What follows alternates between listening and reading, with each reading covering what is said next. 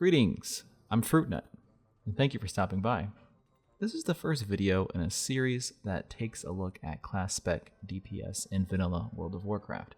For this video, we will be looking at the Fury Warrior and its progressive DPS over different points in vanilla's lifetime. First, we'll go over pre-raid gear, which is gear found in dungeons and from quests. Then we'll look at Fury DPS at the end of BWL progression, and finally, we'll look at the best of the best gear for Fury Warriors in vanilla.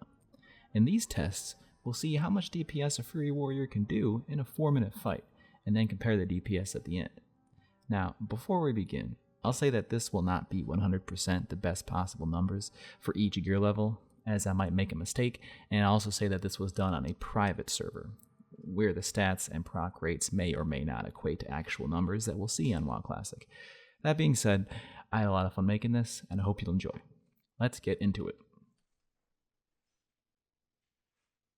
First, we have our pre-raid warrior, dressed in blues. You will notice that he looks a lot like a rogue. Yes, leather gear was all the rage at this time in the game and had stats that greatly benefited the DPS warrior. Now, I want to say that I wanted to be realistic when I put this gear set together, meaning that I didn't want to include gear or enchants that I don't see as realistic for most players at this point. This includes BOEs and crafted gear that are extremely sought after and therefore extremely expensive for this point in the game, as well as the 8 strength enchant for the helm and legs. Most players will still be gathering gold for their mount, and I don't expect to see players fully loaded in absolute best in slot gear before raids.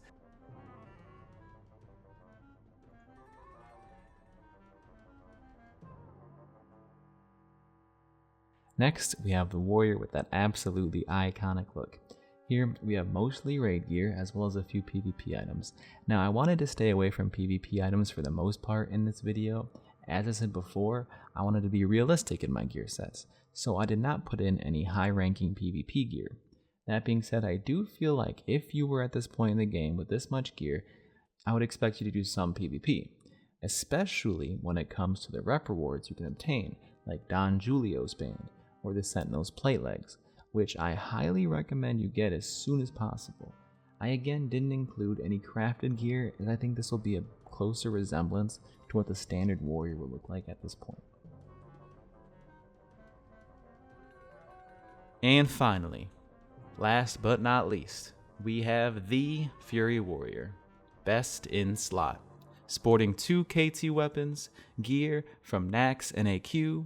This is as good as it gets, and has the added advantage of Saffron Shoulder Enchant.